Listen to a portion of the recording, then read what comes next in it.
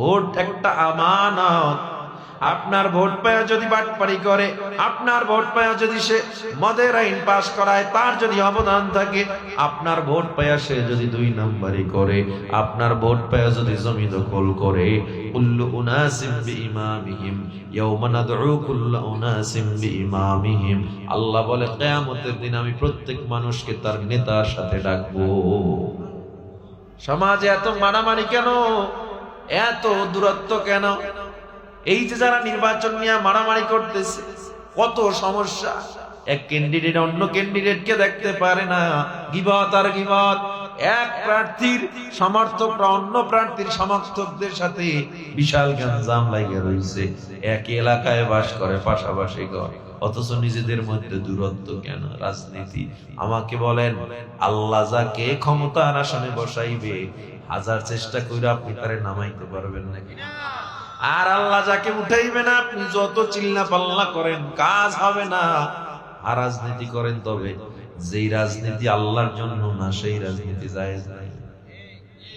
আজকে আমার বয়ানই সব আল্লাহর জন্য, ভরসা। রাজনীতি করবেন, তাও হবে কার জন্য? কার জন্য আপনি করতেছেন? কয় আমি রাজনীতি করতেছি যদি ক্ষমতায় আনতে পারি, আমার জমিটারে ছুটে আনবো, ঠিক না? অমুকে আমার জমি আটকায় রাখছে, ক্ষমতায় যাই আমি জমিটারে ছুটাইতে হবে। বাংলাদেশের রাজনীতি বহু মায়ের কোলকে খালি করেছে, ঠিক কিনা? বাংলাদেশের রাজনীতি বহু সন্তানকে ইয়াতীম করেছে। বাংলাদেশের রাজনীতি রিকশাওয়ালার রিজিকের চাকাটা নষ্ট করে দিয়েছে। বাংলাদেশের রাজনীতি ঘর পোড়ায়, বাংলাদেশের রাজনীতি রাস্তা পোড়ায়, রাস্তা কাটে, গাছ কাটে, ট্রেন লাইন উপড়ে ফেলে। সুতরাং রাজনীতি যদি হয় আল্লাহর জন্য, ওই রাজনীতিতে সহিংসতা, মারামারি, খুন, গুম, ধর্ষণ, চাঁদাবাজি কখনো থাকতে পারে না, ঠিক কিনা? স্বার্থের জন্য করে, এই জন্য এত মারামারি।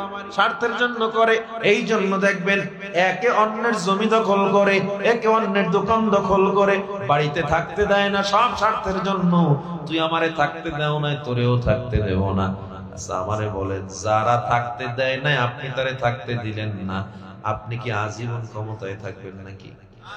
আবার আপনিও চলে যেতে পারেন, আবার আপনিও ক্ষমতা থেকে শেষ, আবার আর এক দলে আপনারা ভিড়াইব। তাহলে এর কোনো সমাধান আছে? কিন্তু আপনি যদি রাজনীতিটাও করতেন আল্লাহর জন্য,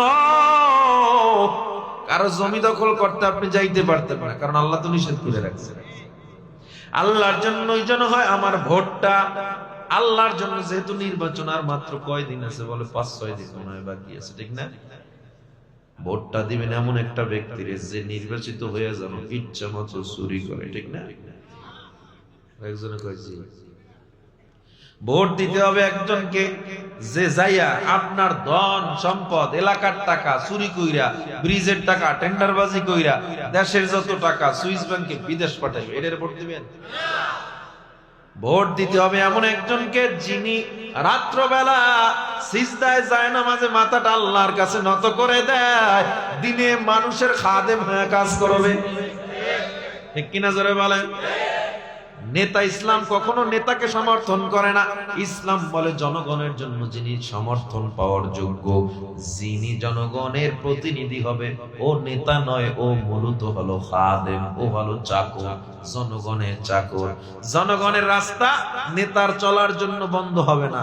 আর আমগো দেশে নেতা আসতেছে, রাস্তাঘাট সব ব্লক হয়ে গেছে। কেন? কোন রাস্তার চলে না। পুরো ঢাকা শহর দেখলাম ব্লক। কেন? এখন অমুকে যাবে, এমপি যাবে, মন্ত্রী যাবে, এই জন্য সব ব্লক হয়ে গেছে। ইসলাম বলে না, জনগণের ভোগান্তি দিয়া নেতাকে প্রটোকল ইসলাম সাপোর্ট দেয় না। চিনেননি হযরত ওমরকে?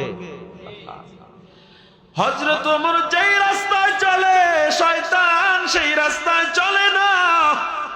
এমন একজন ওমর 56,000 বর্গ মাইল শাসন করে নাই ওমর।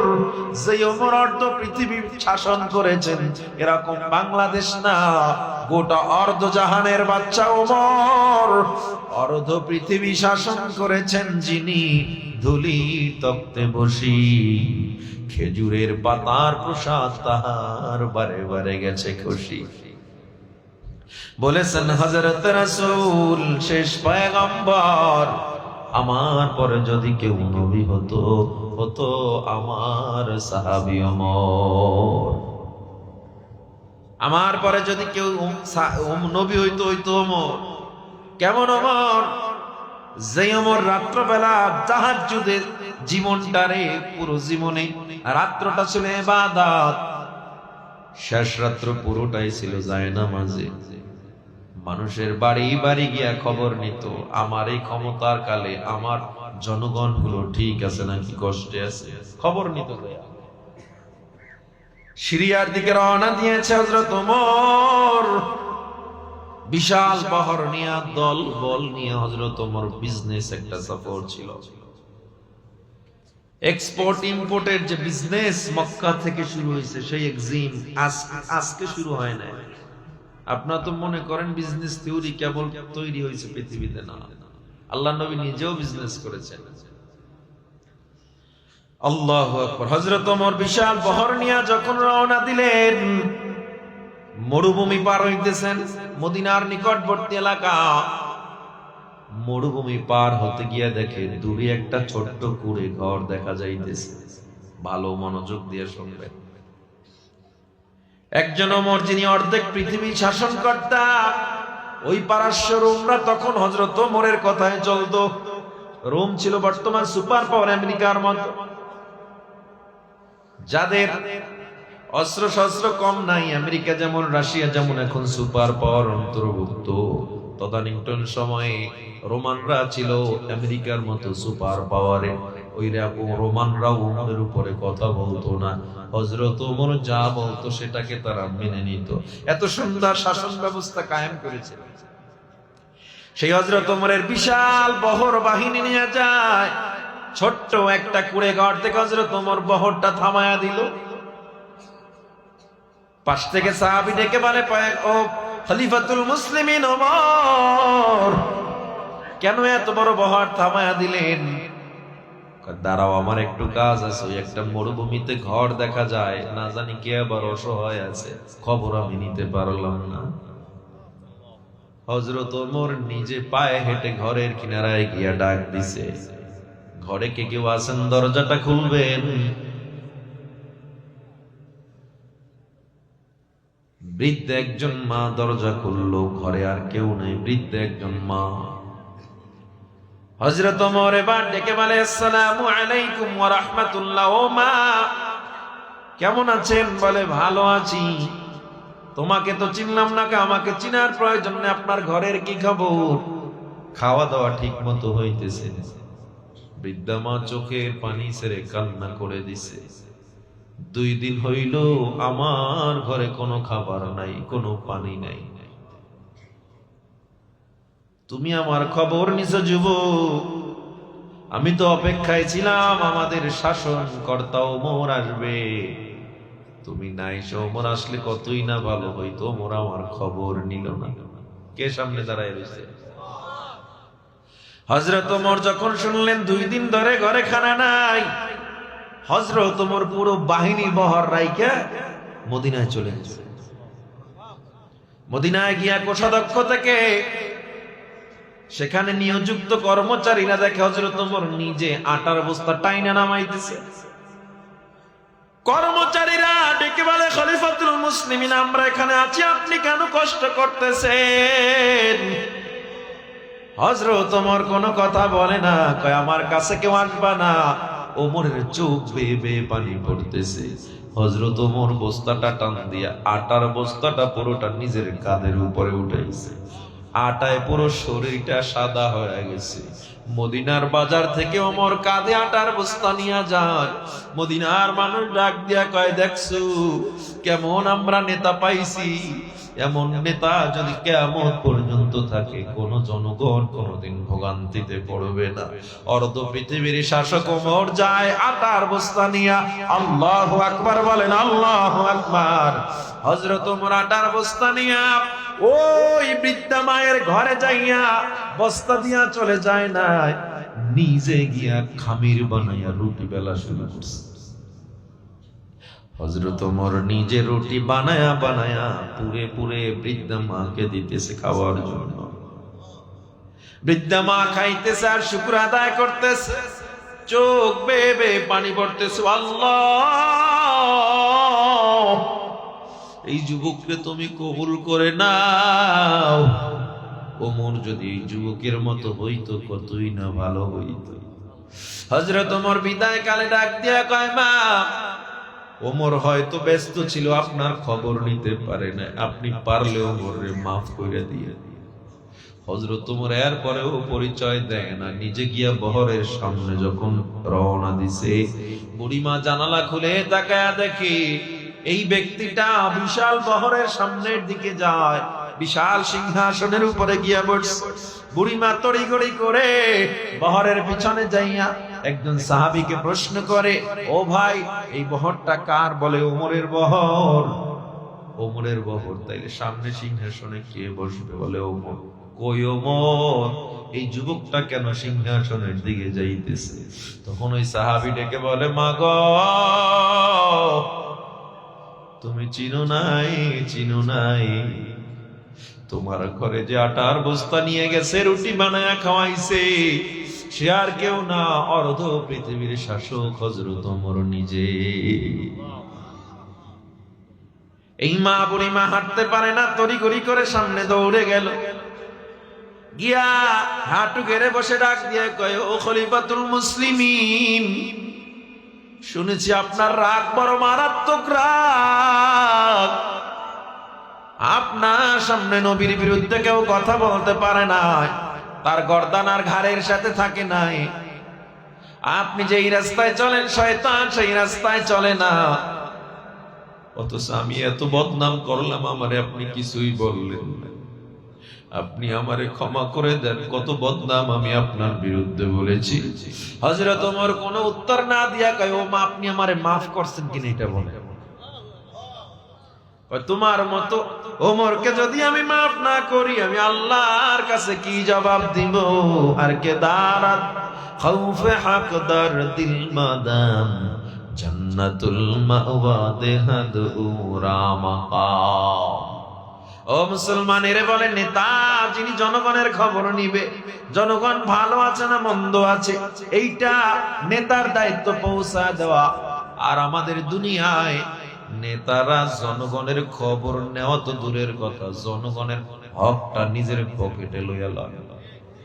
ঠিক না বে ঠিক? এই জন্য নির্বাচন আসতেছে, বুঝে শুনে সিল মারবেন। ভোট একটা আমানত। আপনার ভোট পায়া চুরি করলে আপনার গায়েও চুরির এই বোঝা কিয়ামতে আপনাকে টানতে হবে, মনে রাখেন। আপনার ভোট পায়া যদি বাটপারি করে, আপনার ভোট পায়া যদি সে মদের আইন পাস করায়, তার যদি অবদান থাকে, আপনার ভোট পায়া সে যদি 2 নম্বরই করে, আপনার ভোট পায়া যদি জমি দখল করে, কুল্লু উনাসিম বিইমামিহিম ইয়াওমা নাদউ কুল্লু উনাসিম বিইমামিহিম। আল্লাহ বলে, কিয়ামতের দিন আমি প্রত্যেক মানুষকে তার নেতার সাথে ডাকবো। যা করবেন বুঝে শুনে করবেন। আল্লাহ আমাদেরকে সঠিক পথে রায় দেওয়ার তৌফিক দান করেন। আমার আলোচনার বিষয় হলো আল্লাহর ভরসা। ইব্রাহিম নবী আল্লাহর উপরে ভরসা করে কেমনে সাকসেস হয়ে গেলেন? ইউনুস নবী মাছের পেটে কেমনে জীবিত রইলেন? মেডিকেল সায়েন্সকে জিজ্ঞাসা করে, মানুষ এভাবে বাঁচতে পারে নাকি? বলবে না। আল্লাহ কয়, তোর মেডিকেল সায়েন্স এক জায়গায় রাখ, তোর আর্ট এক জায়গায় রাখ, তোর কসমোলজি এক জায়গায় রাখ, তোর জিওলজি এক জায়গায় রাখ, তোর ফিজিক্স আর এক জায়গায় রাখ, তোর অ্যাস্ট্রোলজি এক জায়গায় রাখ, তোর স্পেস স্টেশনের যত যন্ত্রাংশ সব একদিকে রাখ, সবকিছু তোরা তোদের মতো কর, আর আমি আল্লাহর দয়া, আল্লাহর ক্ষমা আর একদিকে রাখ। পৃথিবী অকেজো হয়ে যেতে পারে, তোর সব বিদ্যাগুলো বন্ধ হয়ে যেতে পারে, আমি আল্লাহর দয়া আর অনুগ্রহ কোনোদিন বন্ধ হবে না।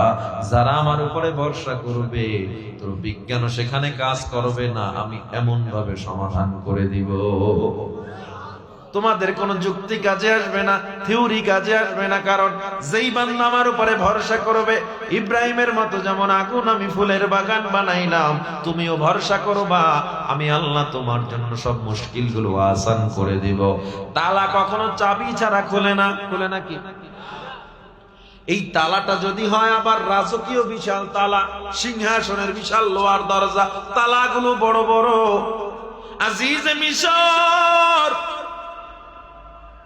ইউসুফ আলাইহিস সালাম যখন জুলাইখার কামরায় বন্দী হয়ে যায়, ইউসুফ আলাইহিস সালাম একটা দুইটা না 7টা লোহার দরওয়াজা ভেদ করার পর জুলাইখার দরজাগুলো বিশাল তালা মেরে মেরে আটকায়া দিল। ওই অন্তরমহলের কামরায় গিয়ে জুলাইখা ডাক দিয়ে কয়, ইউসুফ, আজ এত বছর পর্যন্ত আমি অপেক্ষা করছি তোমার জন্য। ও ইউসুফ, আমার মনের বাসনা পূরণ করো। ইউসুফ আলাইহিস সালামকে আপনার মনের বাসনা আমি কেমনে পূরণ করব? আমি তোমার প্রতি আসক্ত হয়ে গেছি। ইউসুফ আলাইহিস সালাম বলেন, নাউযুবিল্লাহ, সন্তানের মতো আমায় আদর করলেন, এই কথা কি বলতেছেন? এটা আমি পারবো না। ইউসুফ আলাইহিস সালাম যখন বলে আমি পারবো না, জুলাইখা বলে কেন পারবা না? ইউসুফ আলাইহিস সালাম বলে আমার প্রভু আমারে দেখতেছে। জুলাইখা আমনের যত মূর্তি ছিল সব মূর্তিগুলো রুমের মধ্যে কাপড় দিয়া রুমাল দিয়া সবগুলো মূর্তি ঢেকে দিয়েছে। এবার জুলাইখা ডাক দিয়া কয়, ইউসুফ, যেই প্রভুর ভয় করতেছিলাম ওই প্রভু আমাদেরকে আর দেখতেছে না। ইউসুফ আলাইহিস সালাম ডেকে বলে, জুলাইখা গো, আমি এমন এক আল্লাহর গোলাম, এমন এক আল্লাহর গোলাম যে আল্লাহকে কাপড় দিয়ে ঢাকা যায় না, পানির মধ্যে লুকাইলেও আল্লাহ দেখে, 7 আসমানে সিঁড়ি লাগায় পালাইলেও আমার আল্লাহ দেখে। আমি এমন এক আল্লাহর গোলাম যে আল্লাহ আমারে বানাইছে, যে আল্লাহ সকালবেলা পূর্ব আকাশে সূর্যটাকে উদিত করে দেয়, আবার পশ্চিম আকাশে অস্ত দেয়, যে আল্লাহ সমুদ্রের মাছের রিজিক দাতা, যে আল্লাহ বনের পশুর রিজিক দাতা। আমি ইউসুফ সেই আল্লাহর গোলাম, ওই আল্লাহকে আটকানো যায় না। জুলাইখা ডেকে বলে, তুমি কোন আল্লাহর ইবাদত করো? আমনের ইবাদত করো না? কয় না না, আমি এমন এক আল্লাহর ইবাদত করি। ও জুলাইখা, যিনি গায়েবের মালিক, যাকে দেখা যায় না, যিনি ঘুমান না, লা তাখুযুহু সিনাতুন ওয়ালা নাওম, লাউ কানা ফীহিমা আলিহাতুন ইল্লাল্লাহু লাফাসাদাতা। আমি এমন এক ইলাহর ইবাদত করি যার সাথে শরীক নাই। হুয়াল্লাহু আহাদ, আল্লাহুস সামাদ, লাম ইয়ালিদ ওয়া লাম ইউলাদ ওয়া লাম ইয়াকুল লাহু কুফুয়ান আহাদ। এমন এক আল্লাহর গোলাম যে আল্লাহ বেনিয়াজ, কারো মুখাপেক্ষী না। গোটা পৃথিবী যার মুখাপেক্ষী, গোটা সৃষ্টি জগৎ যার মুখাপেক্ষী, ওই ব্ল্যাক হোল, ওই নক্ষত্র, ওই গ্যালাক্সি, যা কিছু বলো না কেন, সব কিছু বানাইছে কে? ইউসুফ আলাইহিস সালাম বলে, এমন এক আল্লাহর ইবাদত করি যে আল্লাহ সব কিছু বানাইছে, তার নজর থেকে কেউ কখনো পালাইতে পারে না। এবার জুলাইখা বলে, তাইলে দেখি তোমার সেই আল্লাহকে বাঁচাইতে পারে।